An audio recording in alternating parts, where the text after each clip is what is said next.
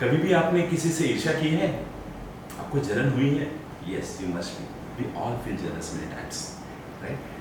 Jealous is a very natural emotion, and how to manage jealousy, we are going to understand today.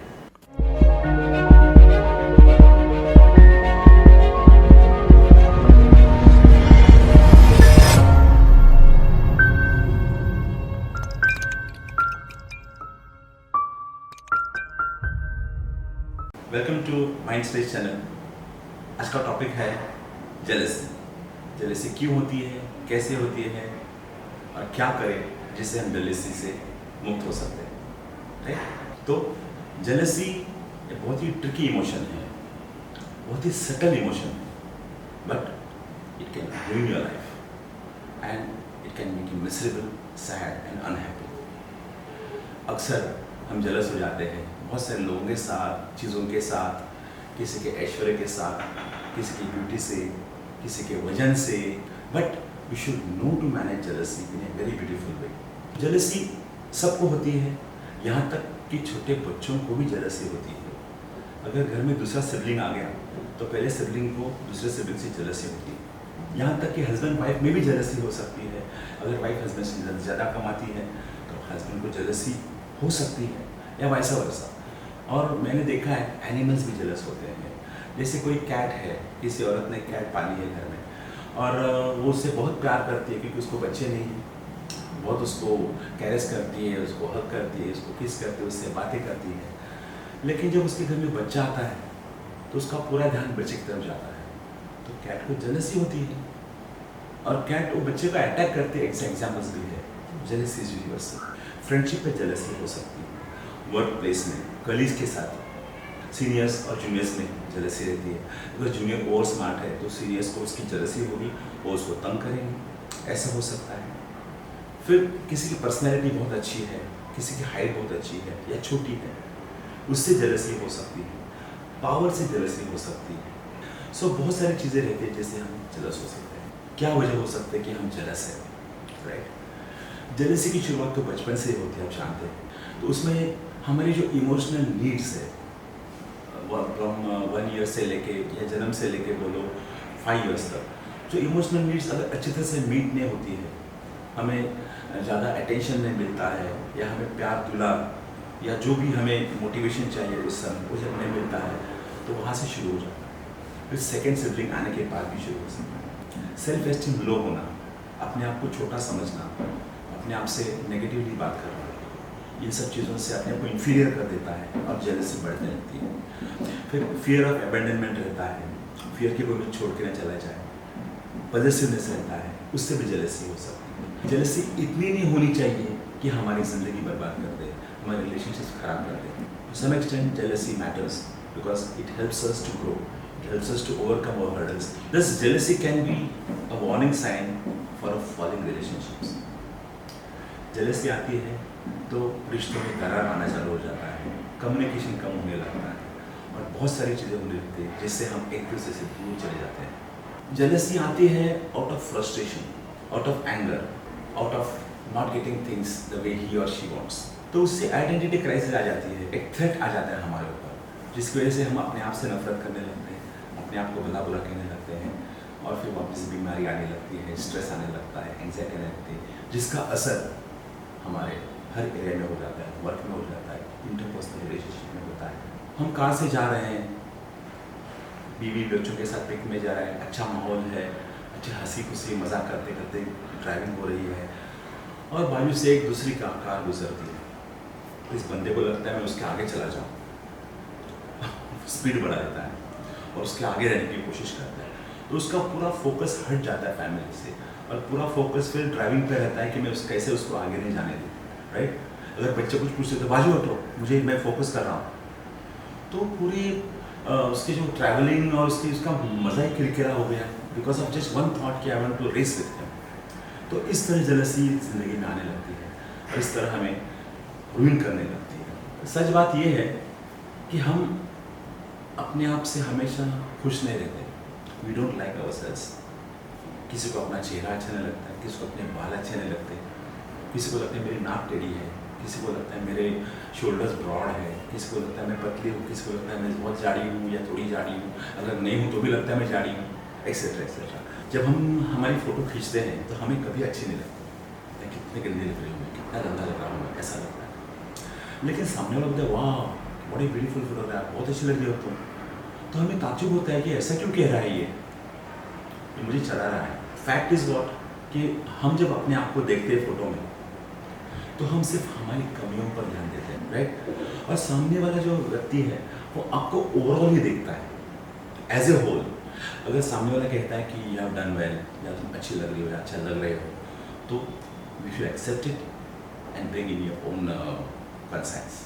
तो jealousy सब में होती है, थोड़ी बहुत ज़्यादा या एक्सट्रीम, यहाँ तक कि बीमारियों के बाद भी जेलसी होती है। डिप्रेशन आएगा, सेल्फ एस्टीम लो हो जाता है, तभी जेलसी हो सकती है।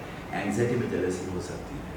क्रोनिक इलनेसेस रहते हैं, बहुत सारी बीमारी रहती है, बार बार दवा लेनी पड़ती है, उससे भी सेल्फ एस्टीम कम हो जाता है, एनर्जी कम हो जाती है और जेलसी आ सकती है, right. Now point is how to overcome this jealousy. क्या करें जिससे हमें जेलसी ना हो। तो people who are confident about themselves, जो अपने आप में खुशकिस्मत है, मस्त है, अपने आप को प्राउड भी फील करता है या अपने आप को सुपीरियर कॉम्प्लेक्स में जाता है, सुपीरियरिटी कॉम्प्लेक्स में, तो ऐसे लोगों को जेलसी आने का चांसेस कम हो जाता है। My point is when we accept ourselves as we are, which we usually don't, तो अपने आप को दूसरों से कंपेयर करने की जरूरत ही नहीं पड़ती। आप जैसा दूसरा कोई नहीं है दुनिया में, आपके सेम टू सेम, जैसा आपके ऐसा दिखने वाला बोलो, आपकी ऐसी सोच रखने वाला, आपके ऐसे विचार रखने वाला कोई नहीं है। तो every person is unique in its own way, right. हमें हमारी जो डेफिसिट्स है उनको एक्सेप्ट करना चाहिए। डेफिसिट एक्सेप्ट करते हैं तो फिर हमको कंपेयर करने की ज़रूरत नहीं पड़ती। We are comfortable with ourselves and we take our path to go ahead to become successful. आपको अपना रास्ता चुनना है, अपने हुनर के हिसाब से, हमारे सोच के हिसाब से, हमारे कार्यक्षमता के हिसाब से हमको अपना रास्ता चुनना है और उस रास्ते पे आगे जाना है। कंपेयर करना छोड़ दीजिए, slow and study you will go on and on. It takes years for someone to become successful. जो बहुत बड़े बड़े लोग सक्सेसफुल हुए हैं, they have become successful only after the 40s। क्यों? क्योंकि 40s तक हमारी पूरी एनर्जी इंटरपर्सनल कॉन्फ्लिक्ट्स में, हाँ, हमारे सेक्सुअलिटी में या ये सब चीज़ों में चली जाती है। 40s के बाद ये एनर्जी चैनलाइज हो जाती है वर्क में। That's how most people become successful after their 40s। सबसे अहम बात यह है कि हमें अपने आप से प्यार करना चाहिए। Do you love yourself? हम नहीं अपने आप को प्यार करते, रादर हम अपने आप को क्रिटिसाइज करते रहते, डीमीन करते रहते, डीमोटिवेट करते रहते हैं by talking negative about ourselves in our mind. हमारा लुक्स, हमारा एटीट्यूड, हमारा बिहेवियर यूनिक है हमारे लिए, राइट। तो accept yourself as you are, it's very important. For that matter, अगर किसी का पेट आया है या कोई चाड़ा है तो he starts hating himself for that and फिर विगरस एक्सरसाइज करने लगता है। 2-3 महीने एक्सरसाइज करता है, वजन कम नहीं होता है, डीमोटिवेट होता है, छोड़ देता है, राइट। एक्सरसाइज वजन कम करने मत कीजिए। एक्सरसाइज एक लाइफस्टाइल है जो जिंदगी भर करनी चाहिए, कंटिन्यूस रखनी चाहिए for fitness, not for reducing weight, right. तो अपने आप को प्यार करना ज़रूरी है। फिर हम अंदर ही अंदर जो बात करते हैं अपने आप से, जिसको इनर डायलॉग बोलते हैं, इनर डायलॉग में हम अपने आप से दिन भर बातें करते रहते हैं, राइट। तो वो जो बातें करते हैं उसका रुख अगर नेगेटिव की तरफ है तो obviously you will be nowhere, obviously you will be sad, you will be unhappy, you will be jealous, you will have diseases, you will fall sick again and again. So what I mean to say is inner dialogue should be absolutely positive. Killing inner dialogue, कैसा नहीं होता देखता हूँ मैं, क्यों नहीं होगा, मैं करूँगा, ये जो एटीट्यूड है ये डालेंगे तो बहुत फर्क पड़ता है।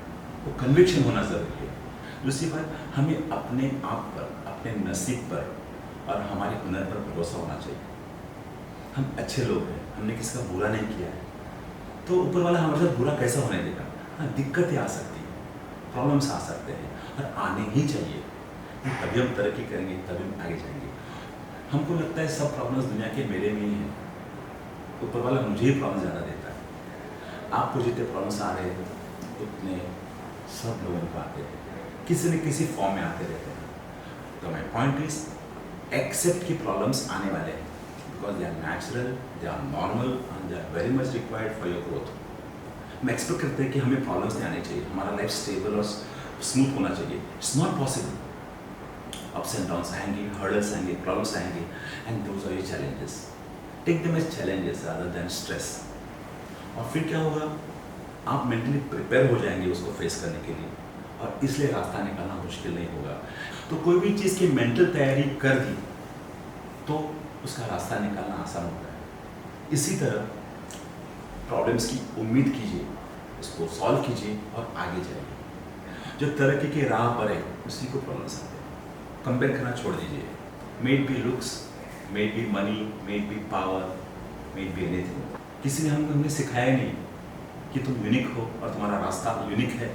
ये किसी ने सिखाया नहीं. ये सक्सेस जो है वो अभी तभी आएगा जब आप डिजर्व करेंगे उसको. राइट? अब काबिल बनोगे तो अपने आप तरक्की तुम्हारे पीछे भागेगी. राइट? तो इस तरह से हम काबिल बनेंगे तो अपने आप ही जेलसी डिजॉल्व हो जाएगी. तो now what you have to do is आप एक्सेप्ट कीजिए कि आप जेलस हो रहे हो. It's very difficult. मैं कहाँ जेलस हो रही हूँ, मैं कहाँ जेलस हो रहा हूँ, लोग कहते हैं. Accept it. एक्सेप्ट करने से एटलीस्ट आप एक्नॉलेज करेंगे कि हाँ हम जेलस हो रहे हैं. Then put it on paper. कैसे, क्यों जेलस हो रही हूँ मैं, ऐसा क्या है जिसमें वो जेलस हो रही है. अगर वो ये चीज़ कर सकती है तो मैं क्यों नहीं कर सकती. Rather take it as a challenge and start doing it, so you'll have less jealousy. One another thing is we don't communicate. अभी communication युग है. One who knows to communicate well is the one who will survive. People who are good communicators always do well. You must have seen. More than the decision maker, communication करना बहुत ज़रूरी हो जाता है. जो अच्छा communicate कर सकता है वो अच्छा relationship बनाता है. तो learn to communicate. बहुत बार हम अपने ही सोच के शिकार बन जाते हैं. It's better to directly talk to them कि भाई क्यों, मुझे तो बहुत बुरा लगा, मुझे जेलसी भी हुई, बुरा भी लगा, क्यों आपने ऐसा किया. So learn to communicate. May it be your boss, may it be your subordinates, may your colleagues और तुम्हारे नीचे काम करने वाले लोग भी. अगर हम कम्युनिकेट करते हैं तो 90% प्रॉब्लम ऐसे ही सॉल्व हो जाते हैं. लास्टली हमें जेलसी को रिजॉल्व करने को आना चाहिए. जब हम एक्सेप्ट करते हैं कि हम जेलस हैं, जब हम एक्नॉलेज करते हैं हम जेलस हैं, जब हम वर्कआउट करते हैं उसको, तभी जाकर जेलसी पे हम मात गिरा सकते हैं. तो जैसे हम पैसे में तरक्की करते हैं, जैसे मैंने पिछली वीडियो में कहा था पर्सनल ग्रोथ करते हैं, वैसे हमारे हर एरिया में ग्रोथ होनी चाहिए. हमारी सोच में, हमारे विजडम में, हमारे एटीट्यूड में, हमारे बिलीफ सिस्टम में. हम सिर्फ पैसों की तरफ देखते हैं लेकिन अंदर हम खाली रहते हैं. अभी बहुत सारे CEOs, बड़े बड़े मैनेजर्स मेरे पास आके टिकने के लिए, तो मुझे ताज्जुब होता है ये सोचकर कि अंदर से वो कितने खाली है, अंदर से वो कितने कमज़ोर है. तो हमारी इंटरनल ग्रोथ के बाद ही एक्सटर्नल ग्रोथ होती है. और जैसे मैंने पहले कहा कि जब हम डिजर्व करते हैं, जब हम काबिल बनते हैं तो सक्सेस तुम्हारे पास चला आएगा. So finally you have to accept it, you have to acknowledge that, work on it and try to resolve the jealousy. Thank you.